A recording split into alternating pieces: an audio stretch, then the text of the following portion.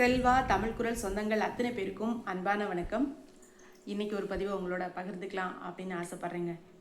என்ன அப்படின்னா, நம்ம திரையரங்குகளுக்கு போகிறோம் அப்படின்னா நம்மளுடைய பொழுதுபோக்குக்காக, நம்மளுடைய சந்தோஷத்துக்காக, மனசு விட்டு சிரிச்சுட்டு சந்தோஷமாக அந்த பொழுது போக்கிட்டு வரலாம் அப்படிங்கிற ஒரு நோக்கத்துக்காக போவோம். இன்றைக்கி பார்த்தீங்க அப்படின்னா, இன்றைக்கி சூழ்நிலையில் திரையரங்கு போகக்கூடிய பழக்கமே ரொம்ப குறைஞ்சி போச்சு. எல்லாருமே நம்ம என்ன பண்ணுறோம் அப்படின்னா, ஒன்று நம்ம தொலைபேசியில் பார்த்துடுறோம், அப்படின்னா தொலைக்காட்சியில் பார்த்துடுறோம். திரைப்படங்கள் பார்க்குறது ரொம்பவே நம்மக்கிட்ட குறைஞ்சி போச்சு.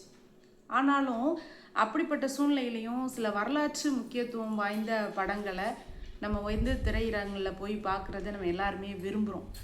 உதாரணத்துக்கு பொன்னியின் செல்வன் படம்லாம் நிறைய பேர் மாணவர்கள், கல்லூரி மாணவர்கள், வீட்டில் இருக்கக்கூடிய பெரியவங்க, பாட்டி தாத்தா, நம்ம ஜென்ரேஷனில் இருக்கக்கூடியவங்க எல்லாருமே அந்த படத்தை பார்க்கணும் அப்படின்னு ஒரு ஆர்வப்பட்டாங்க, ஆசைப்பட்டாங்க.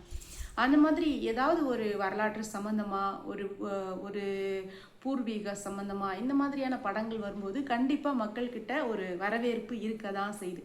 அந்த அடிப்படையில் இன்றைக்கி பார்த்தீங்க அப்படின்னா, நான் ஒரு படத்தை பற்றி உங்களோட பேசலாம், பகிர்ந்துக்கலாம் அப்படின்னு நினைக்கிறேன்.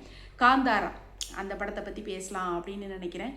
நம்ம எல்லாமே இன்றைக்கி குழந்தைகள்கிட்ட இன்றைக்கி படத்துக்கு போகிறோம் அப்படின்னு சொன்னால் எப்போவுமே அடி தடி சண்டை, அப்புறம் பார்த்திங்கன்னா ஒரு வெட்டு குத்து, அந்த மாதிரி இருக்கக்கூடிய தருணங்களில் குழந்தைகளுக்கு தேவையான சில விஷயங்களை திரைப்படங்கள் மூலம் நம்மளுக்கு பிடிச்ச விஷயங்களை கொடுக்கறது ரொம்ப பெரிய விஷயமா இருக்குது. அப்படி பார்க்கும்பொழுது பார்த்திங்க அப்படின்னா, குழந்தைகளுக்கு எப்படி வாழைப்பழத்தில் மாத்திரையை வச்சு கொடுக்குறோமோ அந்த மாதிரி திரைப்படங்கள் மூலமாக ஏதோ ஒரு சில நல்ல கருத்துக்களை அவங்கக்கிட்ட கொண்டு செலுத்திட முடியும் அப்படிங்கிற அடிப்படையில் இன்றைக்கும் எங்கேயோ 1-2 படங்கள் வந்துக்கிட்டு தான் இருக்குது. அந்த அடிப்படையில் பார்க்கும் பொழுது பார்த்திங்க அப்படின்னா, நான் இன்றைக்கி காந்தாரா படத்தை பற்றி பேசலாம் அப்படின்னு சொல்லி நினைக்கிறேன். காந்தாரா படம் அப்படிங்கிறது ஒரு தெலுங்கு மொழியிலேருந்து நம்ம தமிழ் மொழிக்கு தான் மொழிபெயர்த்து அந்த படம் கொண்டு வந்திருக்காங்க. ஆனால் அந்த கதையினுடைய முக்கிய கதை அம்சம் என்ன அப்படின்னா, நம்ம தமிழர்களினுடைய அதாவது நம்மளுடைய ஆரம்ப கால நம்பிக்கைகள், இறை நம்பிக்கை எப்படி இருந்துச்சு, இறை நம்பிக்கை ஆரம்ப காலகட்டத்தில் இருந்து இன்னைக்கு மக்கள்கிட்ட எப்படி பரவி இருக்கு, அந்த காலகட்டங்களில் மக்கள்கிட்ட இறை நம்பிக்கை எந்த அளவுக்கு வேரூன்றி இருந்துச்சு அப்படிங்கிற ஒரு விஷயத்த கொண்டு வந்திருக்காங்க. அப்போ நம்ம இன்னைக்கு இறைவனை சாமி கும்பிடு, நம்பிக்கையோடு இரு அப்படின்னு நம்ம சொன்னால் இன்னைக்கு குழந்தைங்க யாரும் கேட்கறதில்ல. ஆனால் இந்த மாதிரி திரைப்படங்கள் மூலமாக இறை நம்பிக்கையை இன்னைக்கு இருக்கக்கூடிய தலைமுறைகளுக்கு சொல்கிறது ஒரு பெரிய விஷயமா இருக்குது. அது பார்த்திங்க அப்படின்னா, அந்த இயக்குனராக இருக்கட்டும், தயாரிப்பாளராக இருக்கட்டும், இந்த இடத்துல நம்ம அனைவரின் சார்பாக அவங்களுக்கு வாழ்த்துக்களையும் பாராட்டுக்களையும் சொல்லி தான் ஆகணும். அதை தாண்டி அதில் நடிச்சிருக்கக்கூடிய நடிகர்கள் அந்த கதாபாத்திரமாகவே வாழ்ந்திருக்காங்க அப்படின்னு நம்ம சொல்லணும். நம்மளுடைய பூர்வீக குடிகள் எப்படி இருந்தாங்க, எப்படி வாழ்ந்தாங்க அப்படிங்கிறத நம்ம கண்ணு முன்னாடி படம் பிடிச்சி காட்டியிருக்காங்க. ஒரு 200 ஆண்டுகள் 300 ஆண்டுகளுக்கு முன்னாடி நம்மளுடைய தமிழ் குடிமக்கள் எப்படி வாழ்ந்தாங்க அப்படிங்கிறத அழகாகவே படம் பிடிச்சி காட்டியிருக்காங்க. திரைப்படம் அப்படிங்கிறது ஒரு பொழுதுபோக்கையும் தாண்டி நமக்குள்ள ஏதாவது நம்மளுடைய குணத்தில், பண்புல ஒரு தாக்கத்தை ஏற்படுத்துகிற மாதிரியான ஒரு கதை அம்சம் கொண்ட ஒரு திரைப்படம் அப்படின்னு சொல்லலாம். கண்டிப்பாக நம்ம எல்லாருமே ஏதோ ஒரு விஷயத்துலேருந்து நம்ம அதுலேருந்து சந்தோஷமாக இருக்கணும் அப்படின்னு ஒரு படம் பார்க்கணும் அப்படின்னு நம்ம நினைப்போம். கண்டிப்பாக காந்தாரா படம் உங்களுக்கு ஒரு மாற்றத்தை கொடுக்கக்கூடிய ஒரு படமாக இருக்கும். எல்லாருமே திரையரங்கில் போய் பாருங்க. நான் பார்த்துட்டு வந்தேன். நான் என்னுடைய குழந்தைகளோட போய் பார்த்தேன். கண்டிப்பாக என்னுடைய குழந்தைகிட்டையுமே ஒரு நல்ல ஒரு மாற்றத்தை ஏற்படுத்தியிருக்கு அப்படின்னு சொல்லுவேன். ரொம்ப ஆர்வமாக அந்த திரைப்படத்தை பார்த்தாங்க.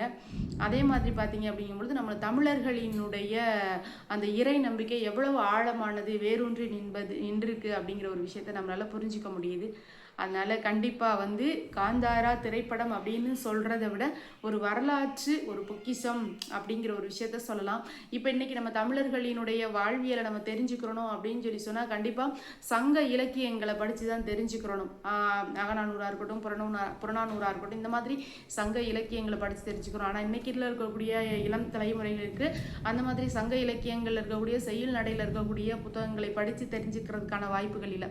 ஆனால் இந்த மாதிரியாக இன்னைக்கு இருக்கக்கூடிய காலகட்டத்துக்கு ஏற்ற மாதிரியான தொழில்நுட்பத்தோட அந்த கதையம்சம் கொண்ட அந்த படத்தை சொல்லும் பொழுது கண்டிப்பாக நம்மளுடைய தமிழர்களினுடைய பாரம்பரிய பண்பாடு கலாச்சாரம் இதெல்லாம் வந்து புரியும் பொழுது கண்டிப்பாக நம்மளுடைய இளந்தலைமுறைகள்கிட்ட ஒரு மாற்றம் நிச்சயம் வரும். மாற்றம் வரல அப்படின்னா கூட அதனுடைய பெருமையை உணர்றதுக்கான ஒரு வாய்ப்பாக இந்த திரைப்படம் அமையும். கண்டிப்பாக எல்லாருமே வந்து திரையரங்கில் போய் திரைப்படத்தை பாருங்கள், காந்தாரா படத்தை பாருங்கள். உங்களுடைய நேரத்தை மகிழ்ச்சியானதாகவும் முக்கியத்துவம் வாய்ந்ததாகவும் கழிங்க அப்படின்னு சொல்லி கேட்டுக்கிறேன். நம்ம வாழ்க்கையில் நம்மளுடைய நேரம் அப்படிங்கிறது வந்து ரொம்ப முக்கியமானது. அதே நேரத்தில் அந்த நேரத்தை நாம் எதற்காக செலவழிக்கிறோம், யாருக்காக செலவழிக்கிறோம் அப்படிங்கிறதும் ரொம்ப முக்கியமானது.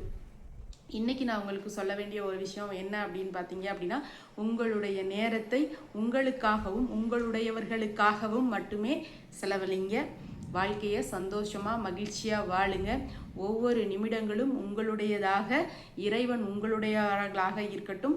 வாழ்க்கை என்பது மகிழ்ச்சியாக வாழ்வதற்கே. அதனால் சந்தோஷமாக மகிழ்ச்சியாக வாழுங்க. இது வரைக்கும் என்னுடைய காணொலி பதிவை கேட்ட என்னுடைய சொந்தங்கள் நட்புகள் அத்தனை பேருக்கும் என்னுடைய நெஞ்சார்ந்த நன்றியை தெரிவித்துக் கொள்கின்றேன். நன்றி, வணக்கம்.